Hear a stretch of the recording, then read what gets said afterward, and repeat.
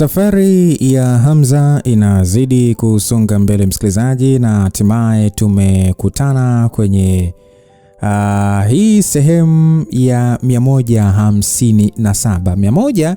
156 tuliona ya kwamba ni kama kuna kizungumkuti hivi. Yes, baada ya kufahamika kwamba Esma Bando ni mtoto wa Regina, sasa vipimo ikabidi vifanyike. Umeelewa Sasa Hamza bwana aliweza pia kucheki majibu ambayo yamepimwa na Yulia, kwa sababu Yulia alisema kwamba jamani, ni wazi tu watu wengi muonekano wao utotoni unabadilika kadri wanavyokuwa kubwa, hivyo kama ingekuwa Esma ni clone au kopi yako, maana yake angekuwa anafanana na wewe wakati wa utoto wako. Yulia anapozungumzia masuala ya clone, kwa wale waliobahatika kuisikiliza simulizi ya Edina wataelewa nini maana ya clone, okay? Yes, yani ni kama kumtoa mtu fulani hivi copy na anafanana kila kitu. So muda huo Hamza alikuwa ameshamaliza kuangalia majibu ya ulinganifu kati ya Esma Bando na Regina, na sasa alihamia kwenye vipimo kati yake na Esma, na kusoma ripoti hiyo alikuwa ni ile sura ya kama nilivyodhania. Sasa Hamza akasema kwamba Yulia, hata wewe umeweza gundua kitu? Hamza aliweza kuona taarifa hiyo kuna baadhi ya sehemu Yulia alikuwa amezizungushia na wino. Kwa hiyo yapi atakuendelea msikilizaji? Langu jina ni Lucas Lumbas, mtayarishaji ni Singano JR. Sasa bwana, Yulia aliishia kutingisha kichwa chake tu akiwa na muonekano usioelezeka. Yulia akasema kwamba ni kweli vipimo vimetoka na majibu ya kushangaza kidogo na ajabu. Wewe na Esma Bando mna ulinganifu na vinasaba vya damu kwa asilimia kadhaa ambazo hazifikii vigezo vya kusema kwamba mna uhusiano wa kindugu. Hata hivyo, kupitia ulinganifu wa vipimo vingine kama vile uhimilivu, ujenzi wa mwili na muonekano wa baadhi ya viungo, kuna ufanano mkubwa. Kuna mfanano mkubwa katika jini za enzyme ya ACE ambayo inadhibiti uhimilivu wa mtu katika kazi ngumu zinazohitaji nguvu, na pia kuna mfanano mkubwa wa jini za CKMM ambazo zinadhibiti ukuaji wa misuli na mzunguko wa nishati mwilini. Na katika mwili wako nimeweza kugundua zipo katika hatua mabadiliko makubwa kuliko mtu wa kawaida. Pengine inachangiwa na aina mafunzo unayofanya, lakini ajabu ni kwamba Esma Bando naye ana mfanano mkubwa wa jini za enzimu hizo, lakini ni katika hali ya mabadiliko kamilifu. Sababu pekee inayomfanya kuwa na nguvu kubwa za ajabu na spidi kuliko mtu mzima binadamu wa kawaida. Yani na yote hiyo ipo katika umri wake mdogo tu. Regina mara baada ya kusikia maelezo hayo, ingawa yalikuwa na mashaka, bado aliuliza kwa mshangao, akasema kwamba Habi, unahisi kwamba Esma Bando ni mtoto wako? Hamza akasema kwamba sio na wasiwasi. Alichosema Yulia ni mfanano tu wa utendaji kazi wa mwili. Bado haitoshelezi kusema nina uhusiano wa damu na Bando. Hili ni swala la upande mmoja. Alijibu hivyo Hamza. Regina alihisi kusikitika. Ingawa aliona ni ukichaa kufikiria hivyo, lakini alitamani hata muujiza utokee, ionekane Bando ni mtoto wao wa pamoja. Hata katika hatua hiyo, bado alikuwa katika hali ya kuchanganyikiwa, kwani bado hajawahi kumjua mwanaume. Yaani yeye bado ni bikra, sasa kivipi awe na mtoto? Hata hivyo, Yulia muonekano wake ulikuwa ni mgumu kusomeka. Macho yake pia yalikuwa na hali ya ajabu. Yulia akasema kwamba ukweli ni kwamba katika hivi vipimo vya DNA kati yako na Esma Bando kuna tatizo ambalo labda tunapaswa kulitilia mkazo. Basi Hamza aliishia kuweka karatasi zile juu ya meza, na muda huo aliweza kugundua sauti ya Yulia ilikuwa ni ajabu, kitu ambacho si kawaida. Hamza akasema kwamba niambie ni tatizo gani hilo. Pale pale Yulia aligeuka na kisha alifungua nyaraka kupitia tarakishi. Mapema tu vipimo vya DNA viliweza kuonekana kwenye skrini ya tarakishi ile. Hamza akasema kwamba hii ni... Aliongea Hamza ambaye macho yake yalikuwa yamekazia kwenye skrini na kuweza kuelewa kitu. Regina ambaye alikuwa pembeni hakuelewa chochote. Regina akasema kwamba Habi, nini kinaendelea? Hiyo taarifa inamaanisha nini? Yulia akajibu kwamba haya ni majibu ya aina mbili ya vinasaba. Yote yanamhusu Hamza. Ya kwanza ni taarifa ambayo nilipata wakati wa postman, na hii nyingine ni ambayo nimepima sasa hivi. Ninachotaka kusema ni kwamba kuna utofauti wa DNA za Hamza kati ya ripoti ya Postman na hii ya sasa. Kwa lugha nyepesi, muundo wake wa DNA umebadilika ndani ya miezi michache tu.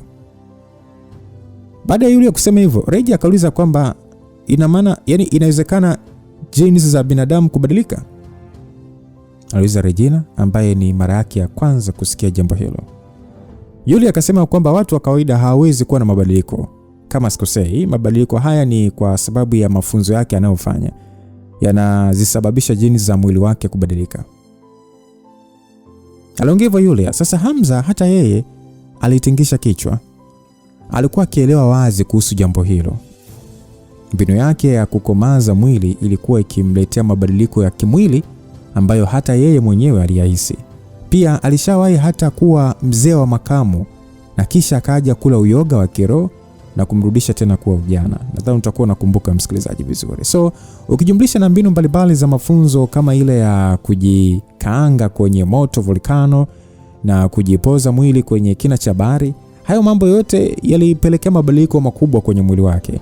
Sasa Yulia akasema kwamba kwa lugha nyepesi zaidi, kadri mwili wake unavyoendelea kukomaa na kupitia mgawanyiko, maana yake mwili wake utabadilika mpaka kwenye viini vyake vya ndani.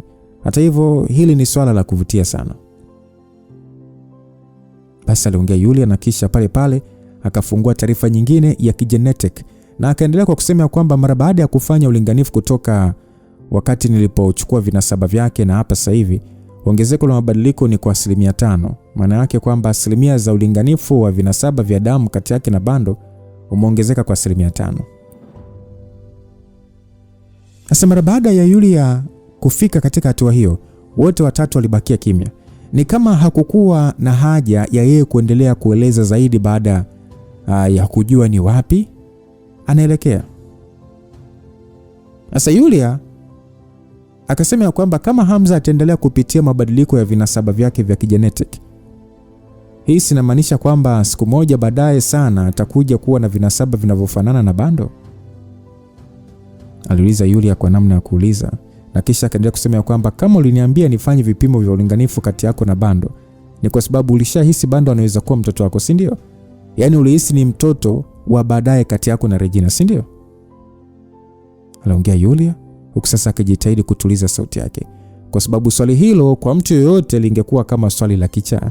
Regina kusikia swali hilo, macho yake alipanuka na bila kujua alijikuta akiziba mdomo, akishindwa kuamini kabisa kitu kama hicho kinaweza kutokea. Moyo wa Hamza pia ulikuwa katika mvurugano.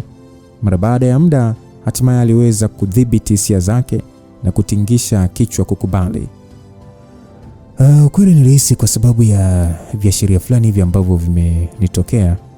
Kuna hisia za ajabu tu ambazo nilikuwa nikipata kila nilipokuwa nikimwangalia Bando. Hata hivyo, hisia hizi pamoja na hivi vipimo ni makisio tu, so haviwezi kuwa ushahidi wa kutosha wa kukubaliana na jambo hili.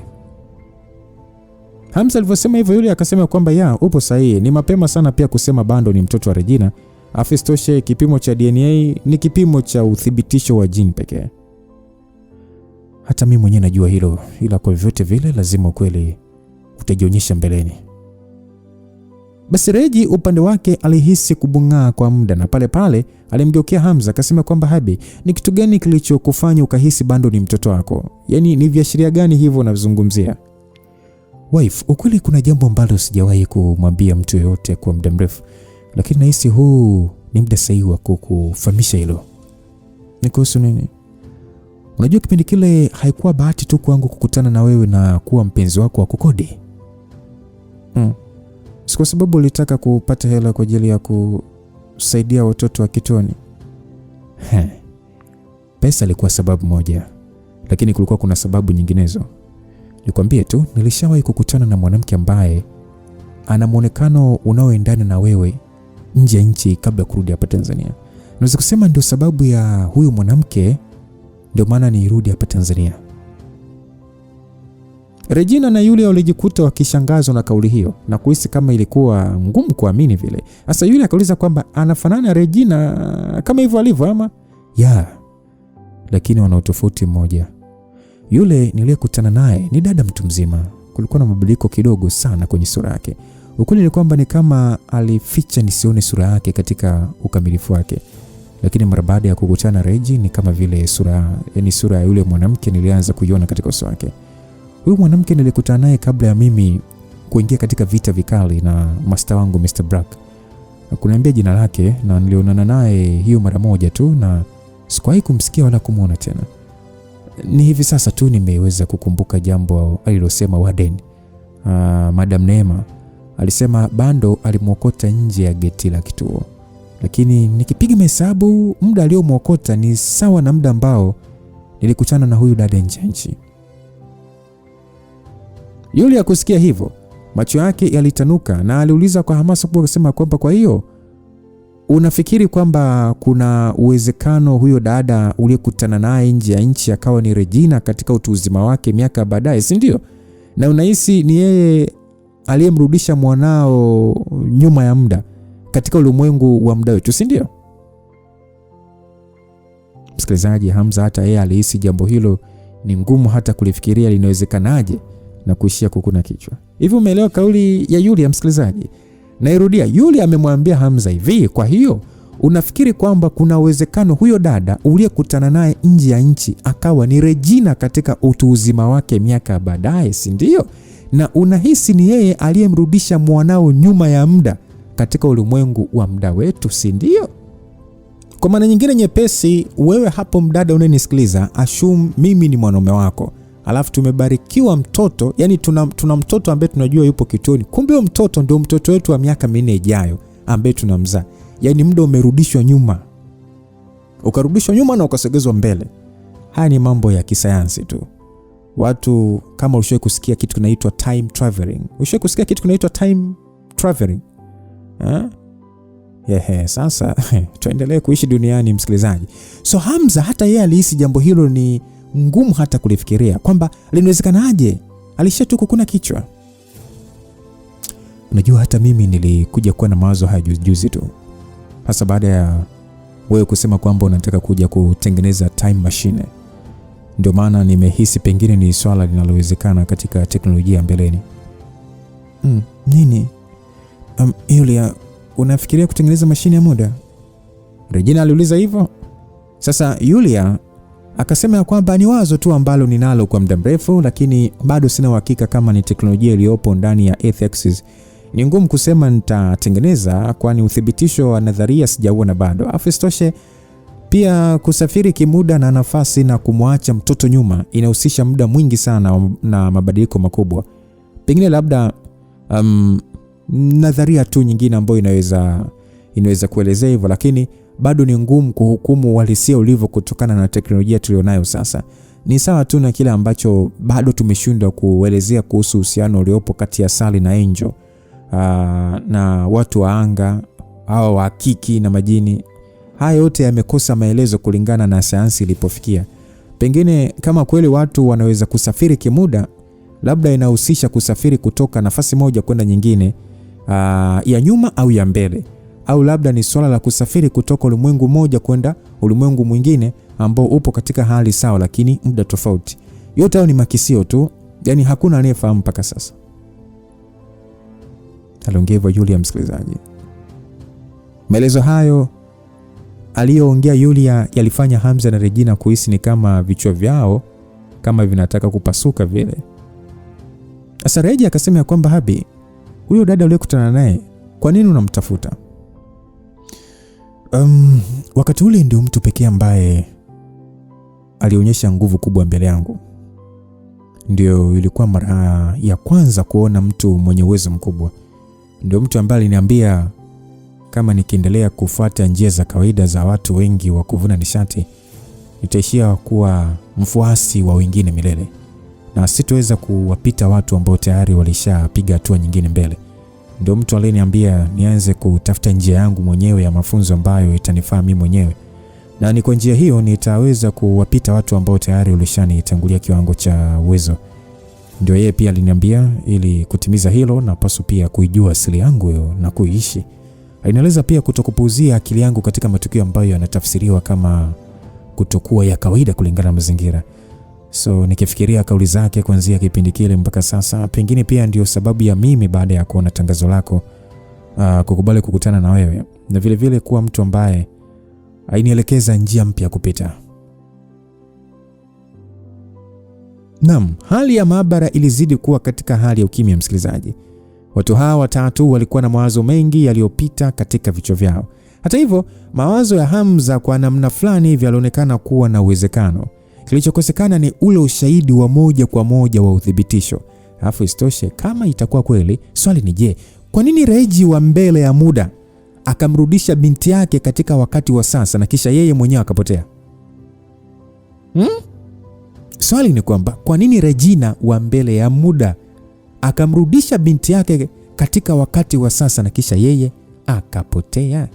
Kama ni hivyo, vipi kuhusu Hamza wa mbele ya muda?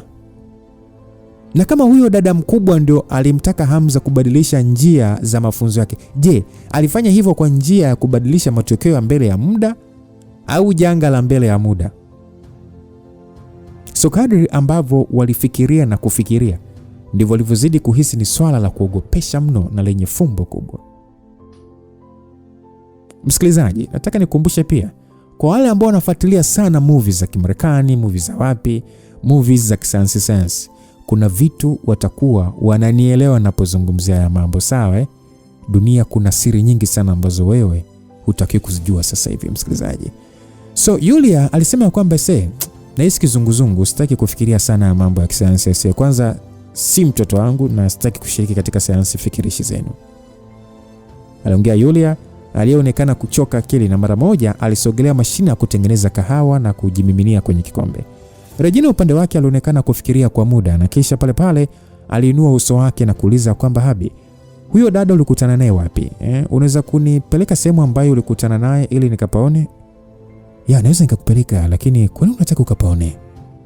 Nikishafika ile eneo nitakwambia, kuna kitu nahisi, aliongea Regina.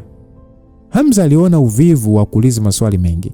Alishia tu kuangalia muda na kisha akasema kwamba kama ni hivyo tunaweza kuondoka sasa hivi, tunaweza kwenda na ndege hata binafsi, itakuwa ni mchana mpaka tukifika, aliongea Hamza. Basi mapema sana wale hao walielekea moja kwa moja garage ya uwanja wa ndege. Hamza yeye mwenyewe ndiye aliyechukua jukumu la kuwa rubani wa ndege hiyo ya Regina na kuipaisha uelekeo wa kisiwa kingine kabisa ambacho ni cha kwake pia. Ni kisiwa kidogo tu ambacho Hamza alitumia kufanyia mazoezi yake mwanzoni, na alikuwa amesahau kabisa kwenda hapo tangu apatiwe hicho kisiwa na serikali ya Uingereza.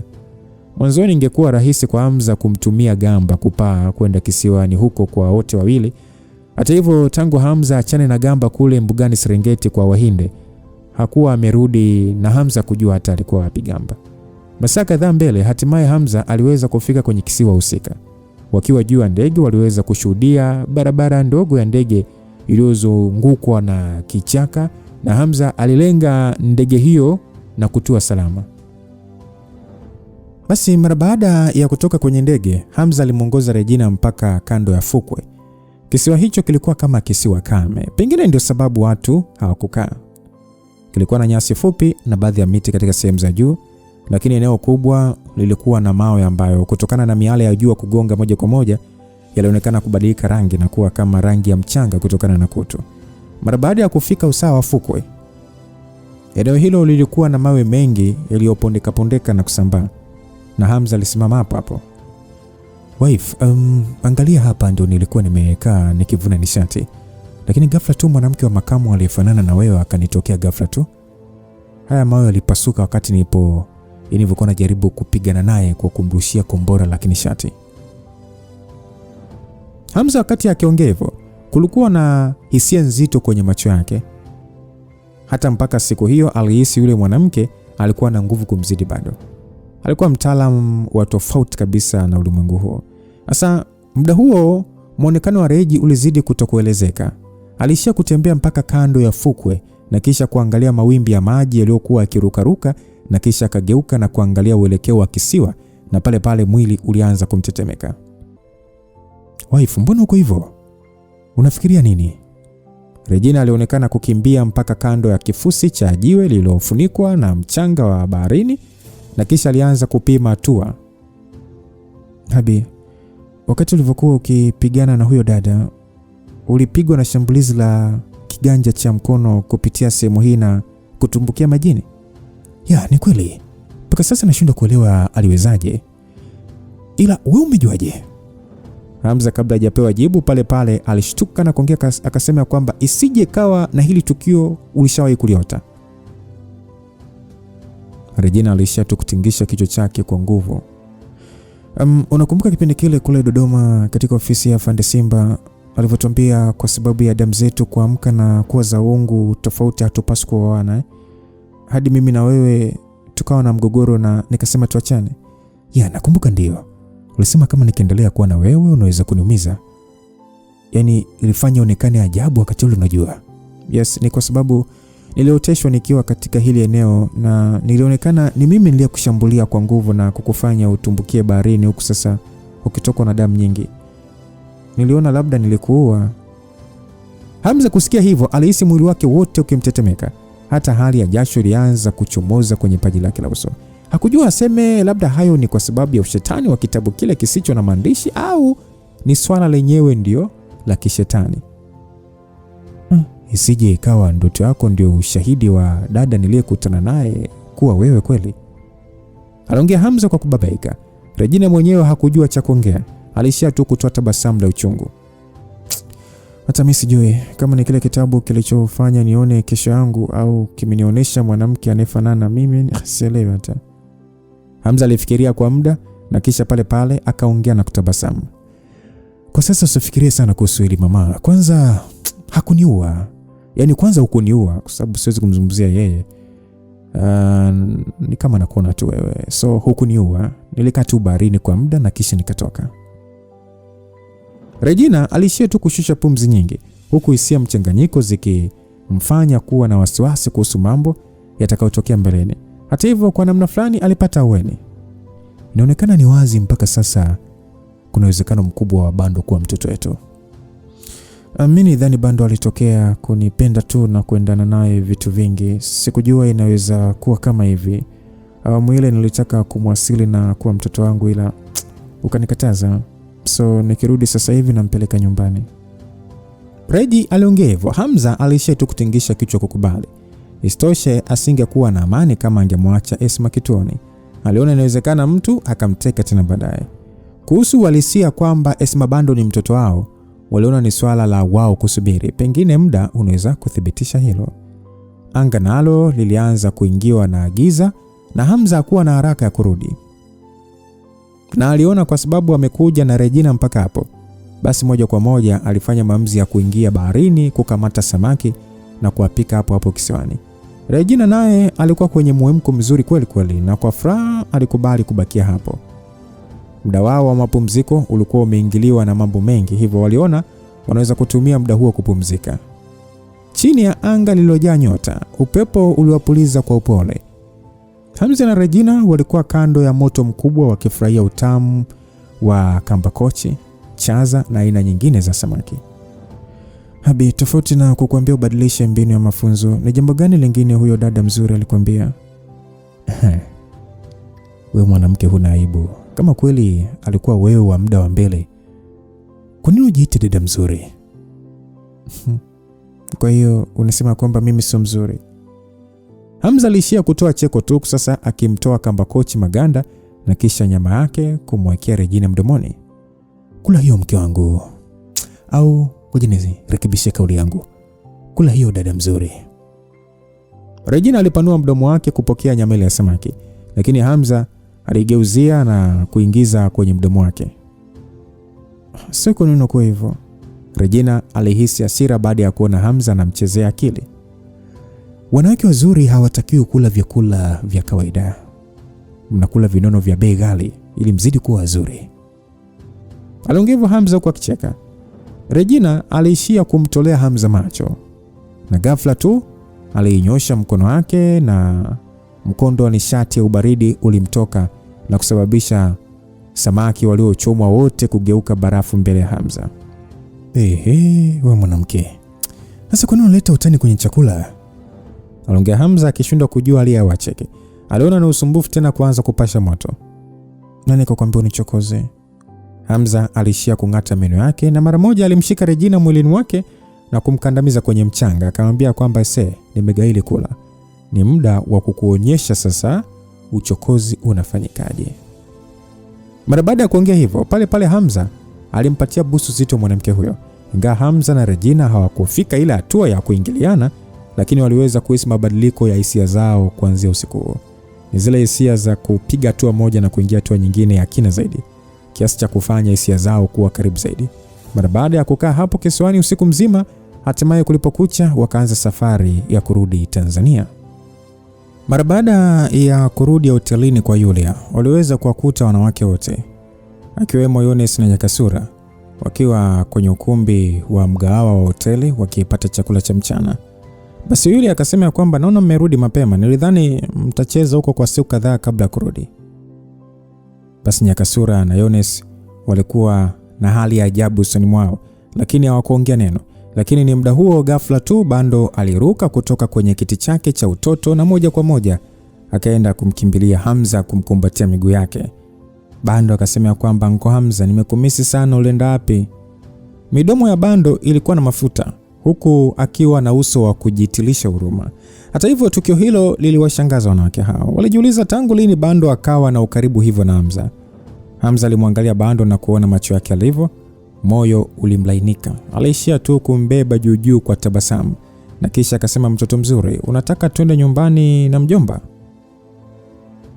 Bando aliishia tu kumwangalia Hamza kama hajaelewa na kisha akauliza kwamba tunaenda nyumbani kwa, yani nyumbani kwako anko ama?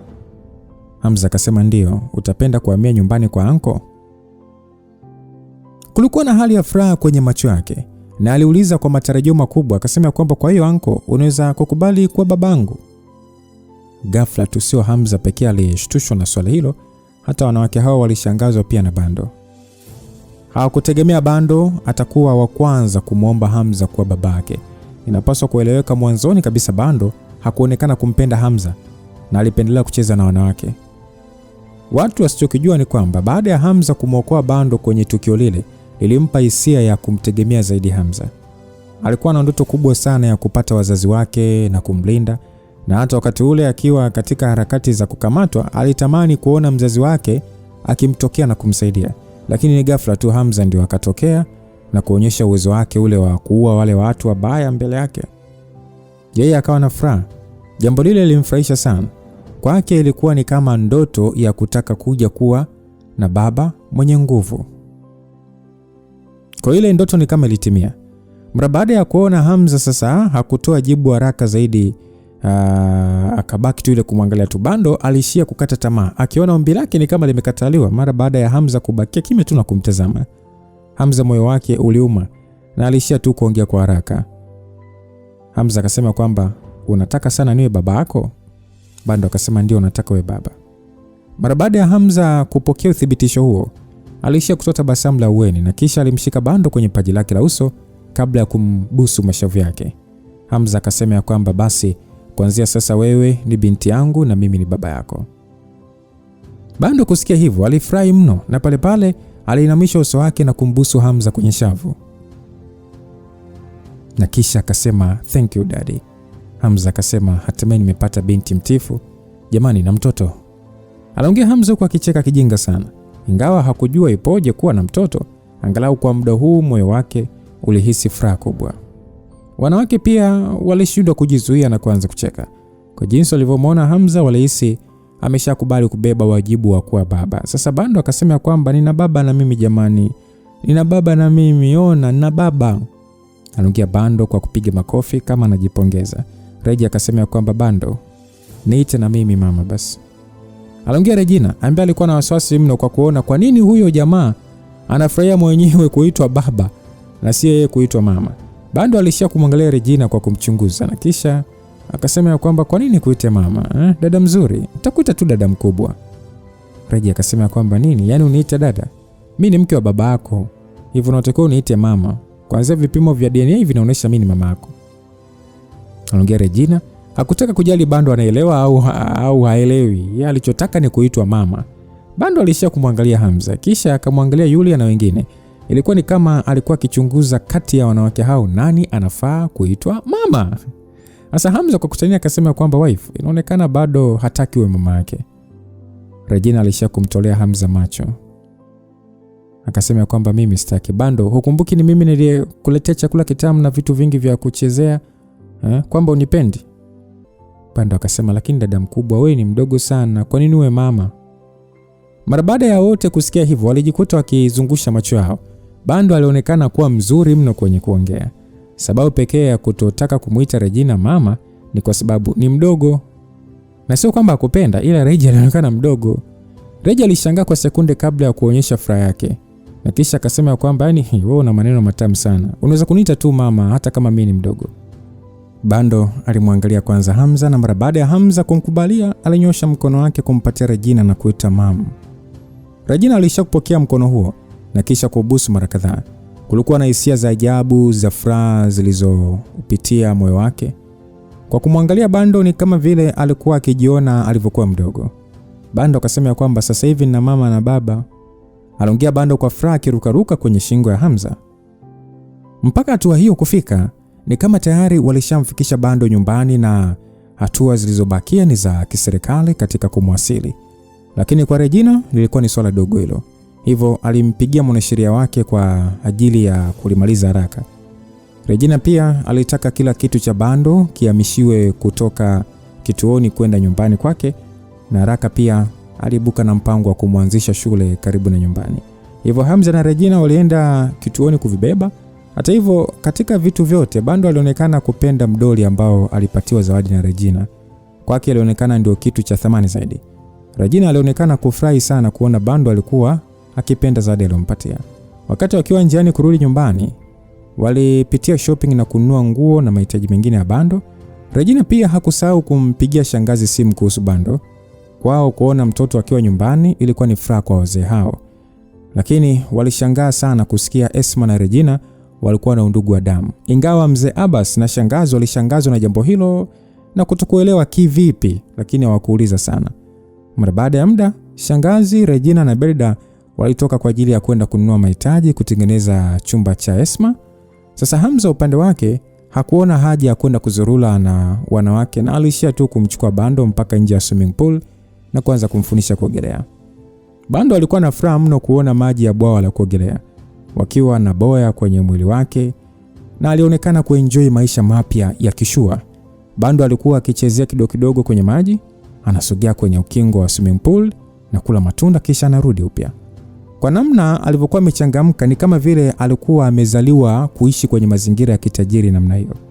Hamza upande wake aliona kwa namna Bando anavyokula anaweza kuja kuwa bonge baadaye. Hata hivyo aliona hapaswi sana kwanza. Anaweza kumfundisha pia kuvuna nishati na kudhibiti mmeng'enyo wa chakula anachoingiza tumboni.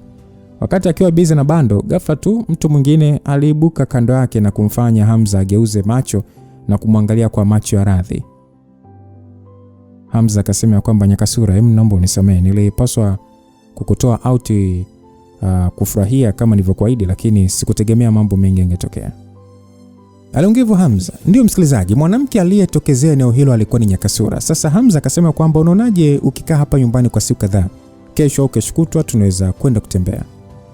Nyaka akasema kwamba haina haja. Ukweli kukuona wewe na Esma mkiwa pamoja hivi moyo wangu unajisikia vizuri sana. Nimekuja hapa tu kukuaga. Hamza akasema unamaanisha nini? Nyaka akasema nimekumbuka tu nilikuwa nimefanya mambo mengi mazuri nilivyokuwa na baba wakati nikiwa mdogo. Hata hivyo nilikuwa mbishi mno na nilimkasirikia baba bila sababu, lakini alijitahidi sana pasipo kukata tamaa. Ndio sasa nakumbuka watu wote walionizunguka tokea nikiwa mtoto walinijali mno. Hamza alishia tu kukaa kimya kwa muda na kisha akatoa pumzi ya hisia na kusema kwamba upo sahihi, baba yako hajawahi kukuacha. Basi Nyaka kusikia hivyo macho yake yalichanua huku sasa akimwangalia Hamza kwa maswali. Nyaka akasema kwamba unamchukia baba yako Musiba? Kipi cha kuchukia sasa? Mtu hata anitaki. Itakuwa kupoteza muda wangu tu na hisia kumchukia. Isitoshe kumchukia mtu ni sawa tu na kujiumiza kihisia. Basi Nyaka akamwambia Hamza kwamba ingawa sijawahi kuwa na ukaribu sana na afande Musiba, lakini kwa mtazamo wangu haonekani kama mtu mkatili. Pengine na sababu zake, hata hivyo usimfikirie sana. Basi mara baada ya kuongea hivyo, Nyaka alisogea mpaka alipo Bando na kisha kainama na kumpapasa mashavu yake, na kisha Nyaka akasema kwamba Esma, mimi naondoka, kwa heri. Bando alishia kuokota kipande cha tunda la shufaa na kisha kumpatia Nyakasura. Bando akasema kwamba damu kubwa, kula matunda. Nyaka alishia kupokea kipande hicho na kisha akakiweka mdomoni. Baada ya hapo alimpungia Hamza mkono na kisha aliacha tu upepo na kutoweka kama jini. Hamza yeye alishia kuangalia tu uelekeo wa Nyakasura alikopotelea na alishia kutoa pumzi ya hisia. Alijiambia pengine atakapoonana tena na Nyakasura itakuwa ni wakati wa kongamano la kikoo, na hakujua ni kitu gani kitatokea katika kongamano hilo. Ukweli Hamza hakujali sana kuhusu matokeo ya kongamano hilo. Wasiwasi wake ulikuwa ni kuhusu Fiona, Priscilla na Nyakasura kuwa hatarini. Mara baada ya kufikiria kuhusu Fiona, Hamza alishindwa kujizuia na kufikiria watu wa ukoo wa mzee. Alichongea Nyakasura kilionekana kumgusa. Hamza alishia kumwangalia Bando na alipata hisia za kutamani kumpa kila kilichopo ndani ya uwezo wake kama baba. Lakini hisia hizo zilimpa mkanganyiko na kujiuliza inakuaje baba akawa mkatili kiasi cha kutokujali watoto wake. Hamza akasema kwamba sijui tu hata wanaendeleaje. Tuelekee pande za Tanganyika Village. Kukaribia kwa kongamano la kikoo kulifanya kutanda kwa wingu kubwa la wasiwasi ndani ya familia ya mzee pamoja na ukoo mzima. Ni muda huo walionekana wanaume wawili ghafla tu wakionekana nje ya geti la kuingilia kijiji hicho cha Tanganyika. Watu wawili walionekana kama bosi na msaidizi wake. Bwana ambaye alionekana kama bosi alikuwa na sura ya utanashati akiwa na nywele ndefu kidogo alizonyoa kwa njia ya kuendana na mpangilio wa mifupa na sura yake, huku akiwa na vazi jeusi mwilini aina ya suti kama kaunda hivi. Alionekana kama mfanyakazi na alikuwa na urefu wa makadirio ya mita 1.6 hivi. Naye alikuwa amevalia koti jeusi na suruali ya jeans. Mabwana hao wote walikuwa wamevalia miwani za jua. Muda huo mlango wa geti ulifunguliwa na mfanyakazi aliyefungua mara baada ya kumwangalia bwana yule mwenye muonekano wa bosi aliishia kukunja sura tu na kisha akatoa mshangao. Mzee yule alishangaa akasema kwamba bosi mdogo Herman. Anaongea msaidizi yule mzee mwenye miaka mingi ya kufanya kazi nyumbani hapo. Herman hata hakujali mshangao bwana huyo. Aliishia kupita na muonekano wake wa maringo akifuatiwa na msaidizi wake. Kitendo cha kutokea ghafla kwa Herman kilisababisha familia hiyo ya mzee kushindwa kujua cha kufanya. Ukweli ni kwamba tokea kipindi kile cha Herman kufundishwa ushetani na jemadali kwa kunyweshwa damu hakuwahi kuonekana tena. Muda huo Herman ni kama shingo yake iliongezeka urefu. Nywele zake licha kuonekana kuwa nyeusi, lakini ni kama vile ukimwangalia kwa engo tofauti ziligeuka na kuwa nyekundu. Macho yake yalikuwa ya kina kirefu kama bwawa la kale, hali iliyompelekea kuonekana wa kawaida tofauti na ule wa mwanzo. Mara baada ya Herman kufika katikati ya makazi hayo, Mkale Mbivu, Afande Simba na wengine walitoka nje. Ndio wazee wote waliokuwa ndani ya kijiji hicho walikusanyika haraka kwenye ukumbi mkubwa. Afande Simba alimuita Herman kwa mshangao, akionekana ni mwenye furaha na mshangao kwa wakati mmoja. Lakini muda huo kumuona Herman muonekano wake wa kubadilika kama jini hakuthubutu kumsogelea. Upande mwingine Mkale Mbivu alikunja ngumi kwa nguvu huku sasa ndita zikicheza. Aliweza kuhisi nguvu ya ajabu sana kutoka kwa Herman. Alihisi huenda Herman amekucha fikia kiwango cha ukamilifu mkuu wa uungu wa nafsi. Basi aliongea akasema kwamba habari za siku nyingi mjomba. Aliongea kwa akiwa na tabasamu, lakini sauti yake licha ya upole ni kama imebadilika. Simba kwa mshangao akasema kwamba wewe kweli ni Herman? Kwa nini umebadilika sana? Akajibu ya kwamba kwamba haunitambui tena ama? Simba akasema hapana, ni kama vile tu unaonekana umepitia magumu mengi. Aliongea Simba huku sasa mapigo ya moyo yakimwendea sivyo. Alihisi ni kama kuna kitu hakipo sawa. Basi mwingine akasema kwamba Herman, mimi naitwa Mbivu, sijawahi kukuona lakini nadhani umeshawahi kusikia jina langu. Na Herman akasema kwamba nakufahamu, wewe ni mzee wa uungu wa kale. Nimefarijika kuona una afya nzuri. Isitoshe familia kwa sasa angalau inahitaji mtu kama wewe kusimama mbele yako. Aliongea Herman. Sasa Mbivu akasema kwamba nimesikia jemadali alikufundisha na kisha ukatoweka. Naona umefanikisha alichofundisha. Aliongea Mbivu. Sasa Herman akasema kwamba ndio. Nimesikia pia familia ipo katika hali ya hatari baada ya babu kuondoka na mshipa wa simba upo katika hatihati ya kuangukia katika familia nyingine. Kwa hiyo nimerudi sasa kamilifu. Nataka pia kutumia hadhi yangu kama mtoto wa familia ya mzee kusaidia familia yangu. Aliongea Herman. Akajibu kwamba safi sana, hii ni nzuri. Ni muda wako sasa na wewe kusimama kama mwanafamilia na mrithi wa damu ya ungu wa simba. Ingawa kaka yako mkubwa Hamza ana uwezo, lakini amekataa kukubali mababu zake. Basi kuna msaidizi mwingine, bwana mfupi tu kiasi, akasema ya kwamba acha mara moja. Bro Herman hampendi huyo Hamza. Mbele ya Bro Herman hana lolote kabisa. Kalembivu akauliza kwamba wewe ni nani? Akasema mimi ni mtumishi namba 1 mtiifu kwa Bro Herman. Naitwa Mwijaku Upupu. Akaulizwa Mwijaku Upupu? Watu wote waliangaliana na kujiuliza Herman kamtoa wapi msaidizi wa namna hiyo. Basi Mwijaku huyo akaambiwa kwamba Mwijaku, acha kuwa mkorofi mbele ya wazee. Alafu nimekuambia wewe ni mdogo wangu. Kwa nini unajiita mtumishi? Basi Mwijaku akasema kwamba Bro Herman, avyote vile mimi niko poa tu. Aliongea kwa kicheka. Kila mtu alichanganyikiwa. Walijiuliza Herman kapata wapi ndugu wa ghafla. Asa Afande Simba akasema kwamba Herman, umeondoka kwa muda mrefu sana. Ulikuwa wapi? Herman akasema mjomba, achana na hayo. Swala muhimu hapa, nimerudi rasmi na kuungana na familia yangu. Wakati wa nyuma nilichanganywa na yule mjema na kufanya mambo mengi ya kijinga. Awamu hii nitafidia kwa kufanya mambo mazuri kwa ajili ya familia ya mzee na ukoo wote wa Simba. Msikilizaji, ingawa Afande Simba alikuwa na shaka moyoni, lakini alitumaini Herman amebadilika na kuwa mtu mwingine mpya. Kwa sababu Herman hakutaka kuzungumzia kuhusu alikotokea, aliona itakuwa bure tu kuuliza. Basi Afande Simba kwa kicheka akasema kwamba basi sawa Herman, nimefurahi sana una mtazamo wa namna hiyo, na nitatoa taarifa haraka kwenda kwa mama yako. Alikuwa na kinyongo kikubwa dhidi yetu kutokana na kupotea kwako. Herman alitabasamu tu na kutingisha kichwa na kisha akauliza kwamba baba yangu mbona simuoni hapa? Herman baada ya kuuliza hivyo akaambiwa kwamba bro yupo mlimani kule kwenye kiambaza cha Jemadali. Hajarudi huko kwa muda kidogo. Twende ukaonane naye. Atafurahi sana kuona umerudi katika muda muhimu. Herman akasema sawa. Alijibu Herman na kisha wawili hao walitembea kuelekea kwenye kiambaza cha Jemadali. Mwijaku alifuatia tu nyuma kimya. Herman akauliza kwamba baba anafanya mazoezi yake mbele ya kiambaza kwa nini? Akajibiwa kwamba kwanza kabisa ni kwa sababu sehemu ya kuingilia kwenye mshipa wa simba ipo ndani ya kiambaza na imejaa nguvu ya kiroho. Alafu pili, Fiona anaishi ndani ya kiambaza na bro anahofia mtu kuvamia hilo eneo na ikawa hatari kwake. Herman akasema, Fiona anaishi ndani ya kiambaza? Babu ndio kamrithisha Fiona kiambaza chake ama? Afande Simba akasema ndio, sijajua baba alikuwa akifikiria nini, lakini anaonekana kumpenda mno Fiona. Ukweli kile kiambaza kinalindwa na mbinu za safu za kinishati.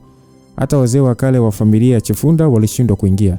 Nadhani bro anajifunzia pale kwa ajili ya kuongeza nguvu zake haraka.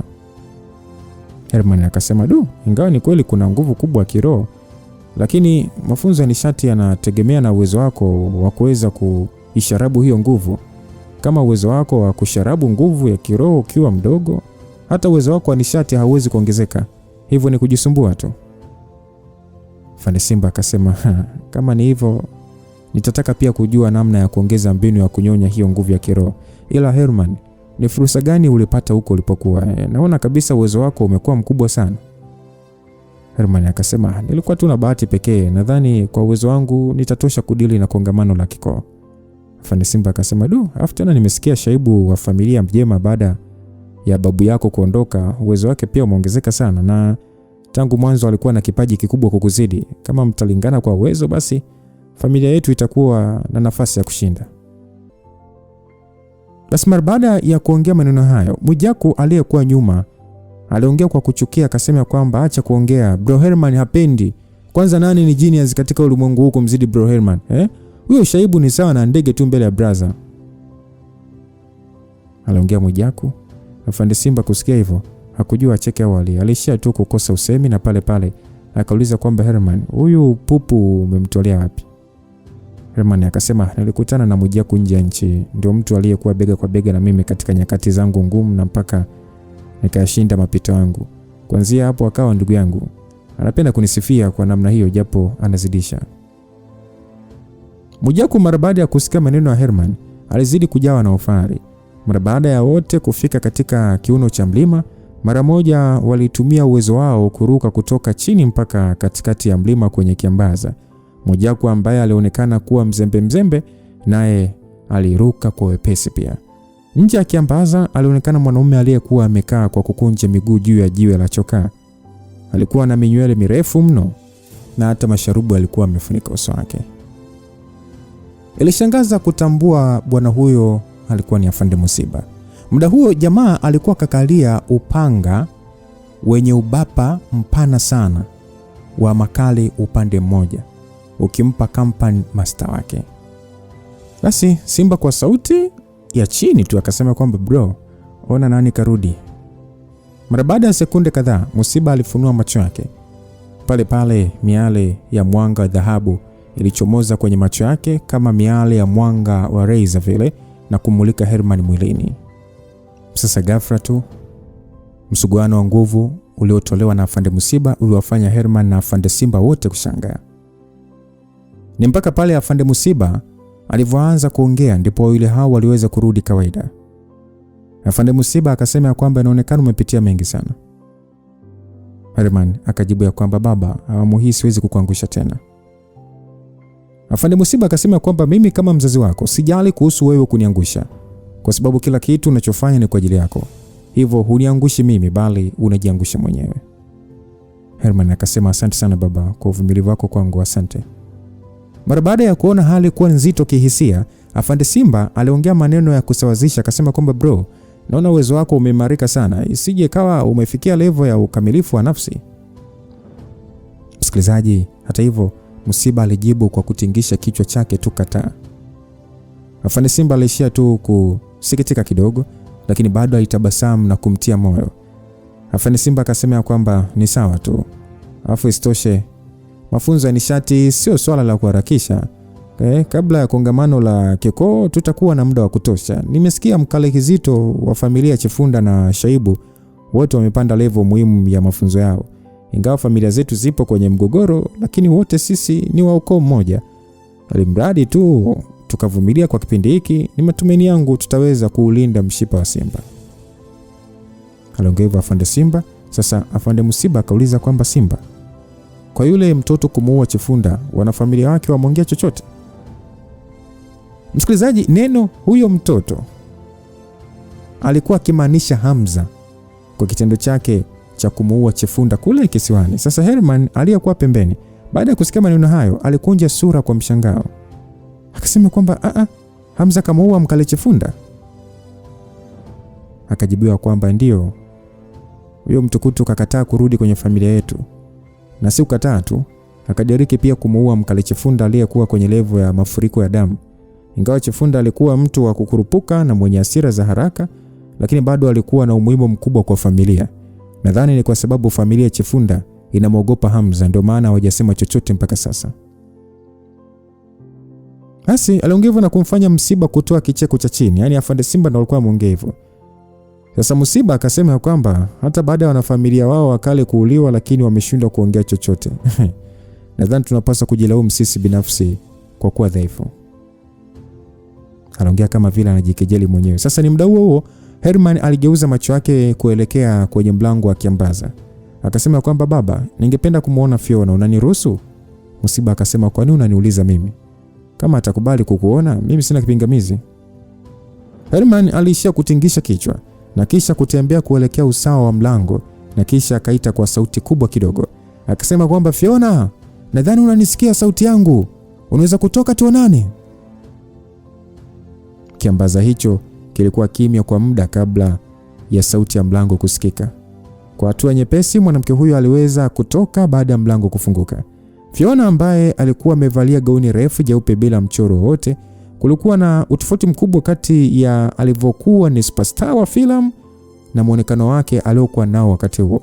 Muonekano wa Fiona ulikuwa kama vile asili inamuogopa. Macho yake alikuwa yakivutia mno. Ngozi yake ilikuwa kama vile mwili wake umeoshwa na kuwa na ngozi ya tofauti. Ilikuwa ni muda mrefu kwa Afande Simba kumuona Fiona, na sasa wakati anamuona kwa mara nyingine alishangaa mno. Alishindwa kujizuia na kuwa na shauku. Ni miujiza gani ambayo jemadari ameiacha kwa ajili ya Fiona mpaka kumpelekea kuzaliwa upya nje, yani nje ndani yani? Kama Afande Simba alikuwa kwenye mshangao wa namna hiyo, haikuhitaji kuelezea sana hali aliyokuwa nayo Herman, ambaye hajamuona msichana huyo kwa muda mrefu. Kwa muda mfupi Herman alikuwa kama amemsahau Fiona, na aliyekuwa mbele yake ni kama mwanamke mwingine. Basi Herman alishia kutuliza hisia zake na kuongea, akasema kwamba kwanza kabisa nataka kuomba radhi kwa mambo ambayo nimefanya. Fiona kwa utulivu akasema kwamba yaliyotokea ni sawa na moshi wa kupita. Herman akasema ni sawa, ingawa unaweza kuwa muungwana katika hili, lakini bado nina hatia kwa nilichofanya. Ni matumaini yangu utanielewa na kunipa nafasi nyingine ya kufikiria upya juu ya mpango wa mwanzo wa uchumba wetu. Kama nitabadilisha mtazamo wako juu yangu, je, unaweza kufikiria swala letu upya?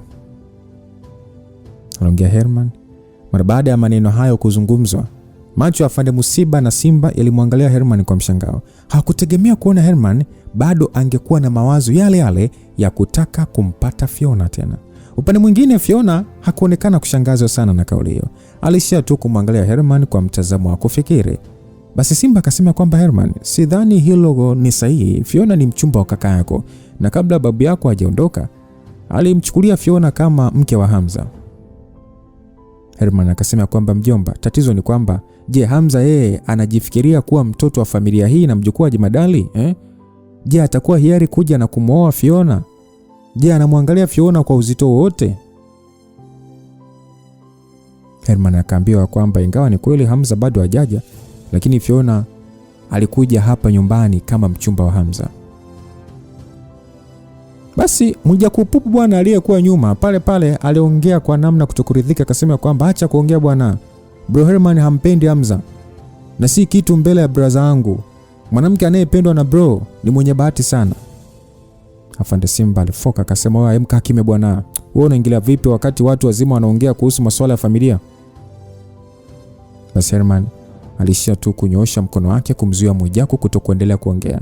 Alimwangalia Msiba na kisha akauliza kwamba baba, wewe ni upi mtazamo wako? Basi Msiba aliyekuwa amekaa kwenye jiwe la chokaa hakusogea hata inchi na kuishia tu kuongea, akasema kwamba haya ni masuala yenu nyewe vijana, sitaki kuingilia sana. Basi mara baada ya kuona brother wake hataki kumzuia Herman, Simba alizidi kuwa na wasiwasi. Herman hakujali sana na alimwangalia Fiona kwa macho ya ndani akisubiria jibu lake. Mara baada ya muda mfupi kidogo, Fiona alipepesa macho yake mazuri na kisha akasema kwamba kama utaweza kuongoza ukoo wa Simba katika kongamano la kikoo na kuulinda mshipa wa Simba, basi nitakubaliana na ombi lako. Mara baada ya kusikia hivyo, Simba alijikuta kibungaa. Hakuwahi kufikiria Fiona angekuwa hiari kumpa Herman nafasi. Bado alikumbuka kipindi kile kule makao makuu ya nchi. Aligundua moyo wa Fiona ulishatekwa na Hamza. Alijiuliza au ni kwa sababu Hamza hajachukua hatua yoyote kuja kumtafuta ndio maana kaamua kuyakatia tamaa mapenzi yake. Basi Herman kwa kujiamini akasema kwamba basi sawa, tumekubaliana. Mara baada ya hapo Herman alionyesha heshima yake kwa Musiba na kisha akatoka hapo mlimani na kurudi chini akiwa na Mwijaku. Simba hakujua cha kuongea. Ingawa hakufikiria kama Herman anaweza kushinda kwenye kongamano la kikoo yeye mwenyewe, lakini bado aliona makubaliano hayo ni kichaa. Akasema kwamba pengine nishaanza kuzeeka sasa na kushindwa kuelewa vijana wa siku hizi wanafikiria nini. Aliongea Simba na kisha pale pale akavuta pumzi na kisha naye akaondoka eneo hilo. Fiona aliishia kusimama nje ya mlango wa kuingia kwenye kiambaza kwa muda na kisha akaonyesha heshima yake kwa Musiba na kugeuka ili afunge mlango. Basi Musiba akauliza kwamba kuna ulazima wa wewe kwenda mbali hivi? Aliuliza Musiba kabla ya Fiona hajafunga mlango. Fiona akasema kwamba angalau mtu anapaswa kuchukua hatua ya kwanza. Aliongea Fiona na Musiba alishia tu kushusha pumzi zake na kisha akafumba macho. Mlango ukafungwa upya na kisha eneo hilo la mlima kwa mara nyingine likawa tulivu na lenye amani. Ni kaskazini mwa safu za milima ya bara la Ulaya iliyofunikwa na barafu Ndani ya jumba la mfalme wa maangamizi Armageddon Shakyamuni, safu ya kimajisi iliyomfunika Irami bado ilikuwa vile vile, na Irami akiwa amesimama kimya. Mwanamke huyu wa kizungu alikuwa kama vile yupo kwenye ndoto, kiasi cha kusababisha muonekano wake kubadilika kwa namna ya kujikunja. Ilionyesha alikuwa katika hali ya maumivu, kuhangaika na hasira. Madam Prophet alikuwa amekalia mpira wake wa kioo kimya, akiangalia msichana huyo katika safu hiyo. Uso wake uliojikunja ulionyesha hali ya wasiwasi kidogo. Ni muda ule ule mara mlango wa anga ulifunguka na kiumbe Shakyamuni akatokea. Madam Prophet aliishia kushuka kutoka kwenye tufe lile la kioo na kisha akainamisha kichwa chake chini kusalimia kwa heshima. Basi Shakyamuni kwa namna kutokuridhika vile akasema kwamba inaonekana kwa ajili ya kuweza kushinda moyo wake mwenyewe anapaswa kupata muda wa kutosha. Prophet akasema ndio, lakini kadri ugumu wa mafunzo ulivyo kwake ndio jinsi uwezo wake utajionyesha. Basi Shakyamuni alionekana kufikiria kwa muda na kisha pale pale aliinua mkono wake na pale pale miali fulani hivi ya rangi ya kijani ilionekana kushuka kutoka angani na kumvaa Irami kwenye mwili wake. Irami ambaye mwili wake ulikuwa umefubaa na kuwa na viashiria vya kuvuja damu mwilini ulionekana kurudi katika hali ya kawaida. Basi Prophet akasema kwamba kama nilivyotarajia kwako Shakyamuni, kuweza kutumia asili ya kijani kuigeuza kuwa virutubisho vya mwili. Shakyamuni akasema ni jambo la kawaida sana bwana, kama nisipompatia virutubisho vya kuupa nguvu mwili wake anaweza kupoteza uhai muda mfupi tu. Alafu vipi? Herman Musiba kasharudi Tanzania? Ndio, kasharudi ndani ya familia yake na kupokelewa. Kila kitu kinaenda sawa sawa. Oho, safi sana. Jambo muhimu na kubwa alilofanya Barbara wakati akiwa hai ni kumleta Herman kwangu. Napaswa kumshukuru Simba mkongwe kwa kuweza kututengenezea uzao bora. Aliongea Shakyamuni kikejeli. Madam Prophet aliishia kutingisha kichwa. Hata hivyo, muda huo hali ya wasiwasi ilijionyesha kwenye uso wake wa kizee.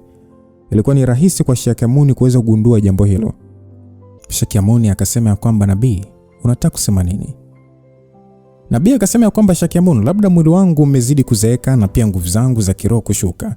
Sijui kwa nini siku hizi unabii wangu wa kimiujiza unazidi kuwa na ukungu katika sehemu nyingi. Yaani nashindwa hata kuona mwelekeo sahihi. Pengine ni muda sahihi kutafuta mrithi wangu. Nabii alivyosema hivyo, Shakyamuni akauliza kwamba kati ya wanafunzi wako nani ambaye ni bora kukuzidi? Nabii akasema kwa sasa hakuna majisi wa kinabii aliyepatikana. Istoshe tofauti na mimi, wengine wanaweza kushawishika na kufuata hisia zao za udhaifu na kudumbukia tu kwenye bahari ya matamanio na kuamsha uovu wa nafsi. Hawa ambao wana mafunzo ya juu hata kama wako vizuri lakini bado hawana uwezo wa kutosha wa kuona kilomita nyingi. Wanafunzi wangu kwa sasa bado ni wachanga mno kimafunzo na uimara wao ni wa kuyumba tu. Armageddon akasema upo sahihi, ni kwa sababu ya hili ndio maana nimesubiri kwa zaidi ya mamia ya miaka. Tupo katika muda muhimu sana wa misheni yetu. Kwa hiyo sitarajii ukiniangusha. Aliongea hivyo Armageddon. Sasa Madam Prophet alishia kuinamisha kichwa chake tu kwa heshima. Nabii akasema kwamba mimi mzee nitafanya lolote ndani ya uwezo wangu kukusaidia kukamilisha misheni uliopewa na Mweza wa Mbingu. Basi Shakyamuni akasema mchakato wa kuzeeka uepukiki. Nabii, hebu jipatie muda kupumzika. Nabii akasema kama ingekuwa tatizo langu ni uzee, ningekuwa na amani. Wasiwasi wangu ni kushindwa kufanya kazi pasavyo. Shakyamuni akasema kwa hiyo unamaanisha nini kusema hivyo? Nabii akasema kuna hali tu nyingine ambayo majisi wa kinabii unashindikana kutumika kisawasawa katika ulimwengu huu katika umri fulani. Pengine ndio maana matukio ya dosari za kinabii yanazidi kuongezeka. Kadri dosari inavyokuwa nyingi ndio matokeo yasiyotarajiwa kuwa makubwa pia. Alongevu nabii. Basi Shakyamuni aliishia kutulia kwa muda mrefu kidogo kabla ya kuongea. Shakyamuni akasema kwamba hauna haja ya kuwa na wasiwasi. Vinginevyo ni labda tu atokee jemadari mwingine ndani ya Afrika. Bila hivyo haijalishi ni dosari nyingi kiasi gani zitajitokeza kwenye unabii wako. Kwa hiyo hakutakuwa na cha kuogopa. Sasa bwana, kutokana na Regina na Hamza kutokuwepo nyumbani kwa muda mrefu kidogo, walishia kubaki nyumbani kwa muda mrefu. Hata hivyo kwa Hamza, mara baada ya kukutana na tukio lile la koo ya Kiniloti kule makao makuu ya nchi pamoja na kuungana kwa familia ya Chimagai na watu hao waungu wa kale, Hamza aliamini ulimwengu wa siri ndani ya mipaka Tanzania utazidi kuwa katika machafuko. Aliona haina maana kutulia tu pasipo kufanya chochote. Msikilizaji, ukweli ni kwamba Hamza bado alikuwa na ndugu wengi na watu muhimu ndani ya Tanzania. Pia kama kila kitu kitaenda kulingana na watu wa koo za uongo wanavyotaka, ingezidi kumletea usumbufu baadaye kama atataka kuanzisha jambo lake baadaye. Mfano halisi ni kwamba ilikuwa bahati aliweza kwenda Dodoma na kukutana na Irene. Alijiambia kama wasingeweza kufika kwa wakati, kipi kingimtokea Irene? Kwa ufupi, aliona angekuwa hatarini. So Hamza aliona kudhibiti mambo ya ulimwengu wa siri ndani ya mipaka Tanzania ingekuwa na msaada mkubwa, si kwa watu wake tu bali pia kwa watu wa kawaida. Hivyo aliona kuna ulazima wa kumfanya Dina na baadhi ya wanawake wake kurudi Tanzania na kuanza kusimamia mambo ya siri ili yakae katika utulivu. Ukweli, aliona nguvu za wanawake hao angalau zimekuwa sana wakiwa kisiwani. Hivyo ni muda wao kurudi na kuanza kutumia mambo walioweza kujifunza angalau kubadilisha mazingira. Afu sitoshe, Reji ambaye alihisi anaweza kumtegemea alishakuwa busy tayari, na alichokifikiria muda huo ni kumsaidia binti yake kuanza shule na kufanya mambo mengine. Hakujisumbua tena na masuala ya familia ya nyimfu. Isitoshe, kama ni sheria amekwisha kuzianzisha, hivyo hakukuwa na haja sana ya kuzisimamia ili hali wasaidizi wake wapo. Basi Reji, ilikuwa ni mida tu asubuhi wakipata kifungua kinywa. Reji akasema kwamba Habi, nadhani tumbadilishie Bando jina, angalau akianza shule awe anatumia hilo na majina yetu kama wazazi wake, unaonaje? Hamza ambaye alikuwa busy kunywa uji wa virutubisho asubuhi hiyo, alishia kuuliza kwa utulivu tu, mimi kwangu Esma au Bando naona sawa tu. Isitoshe, nasikia wakati Madam Warden anamwokoa alikutwa na utambulisho wa jina la Bando. Naona sio vizuri kuitwa jina ambalo lipo kama la utani. Kuwa na jina rasmi ni vizuri zaidi. Kwangu mimi nahisi nyakati zimebadilika. Zamani watu kutoa majina kwa namna wanavyojisikia na uzuri wake wakati wa kutamka.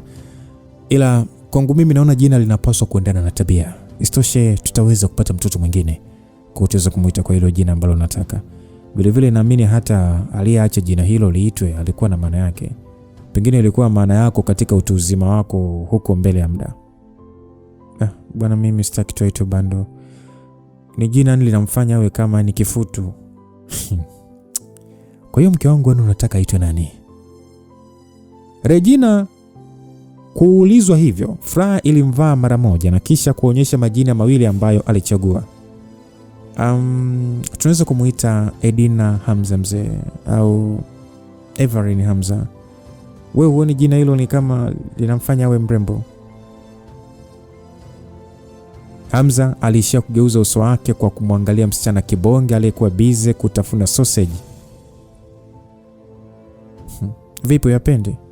Mimi na mimi tunaweza kumfundisha tu na kuendana na majina yake. Atakuja kuwa mwanamke mrembo na mpole. Wife, mimi nadhani wazazi ambao wanatoa majina kwa matarajio makubwa kwa watoto wao ni kwa sababu wao wenyewe hawakuweza kuwa na mafanikio ya kutosheleza. Lakini sisi ni tofauti. Hatuna haja ya kuwaza kuhusu vyakula au vinywaji maisha yetu yote. Hivyo kwa nini tuweke matarajio makubwa kwa Bando? Basi baada ya Hamza kusema hivyo, mzee Abbas alisema kwamba anakubaliana na Hamza na hisi tabia ya mtoto alionayo sasa na jina lake vinaendana. Reji kwa kulalamika akasema, babu, kwa nini na wewe uko hivyo? Shangazi akasema, jamani, hebu acheni basi kupiga makelele. Kwa nini msimuulize Bando mwenyewe kama anataka kubadilisha jina? Basi Regina alishindwa kujizuia na kuweka matumaini yake yote kwa Bando kukubali kubadilisha jina. Basi Bando akaulizwa kwamba, Bando, mama anataka kukupatia jina zuri mno, vipi unaonaje? Bando akasema kwamba Bando hataka kubadilisha jina lake. Akaulizwa kwa nini? Bando akasema kwa sababu nikibadilisha jina langu mimi siwezi tena kuwa Bando. Mara baada ya kusikia hivyo, Regina alijikuta kishangaa. Ingawa alijua pengine Bando aliongea kwa kutokufikiria sana, lakini kauli yake ilibeba uzito mkubwa. Umeona sasa? Hata mtoto anajua kubadilisha jina ni sawa na kubadilisha utu wake. So mwache tu awe yeye. Regina ni kama alishua pozi tu. Akaona hapa wazo lake limeshafeli. Akasema kwamba najua kwa sasa hataki. Akishakuwa lazima tu nimbadilishie jina. Basi Hamza alishia tu kuinua mabega yake. Mzee Abbas na shangazi walishia kuangaliana huku sasa wakitingishana vichwa kwa tabasamu. Wakati akifurahia chakula, mara Hamza aliweza kuhisi kitu, na pale pale aliangalia uelekeo wa mlango na kujiuliza kwamba huyu bwana anafanya nini tena hapa. Sasa msikilizaji, huyo bwana ni nani ambaye Hamza amehisi uwepo wake? Ni nani? Kwa mara nyingine tena, wavuna nishati, naomba niwacheki kwenye komenti. Unahisi huyu bwana ambaye Hamza amehisi uwepo wake ni nani? Kama utakuwa umepatia kwa mara ya pili tena baada ya kukuuliza juzi kati, basi hapa kweli utakuwa umeiva, na kitakachofuata tu basi hakikisha wewe unatafuta sehemu ambayo imetulia ili uweze kuboresha nishati yako zaidi, si ndio kwa hiyo tukutane sehemu inayofuata msikilizaji. Langu jina ni Lucas Lumba, simtarishaji ni Singano JR. God bless you till we meet again. Bye bye.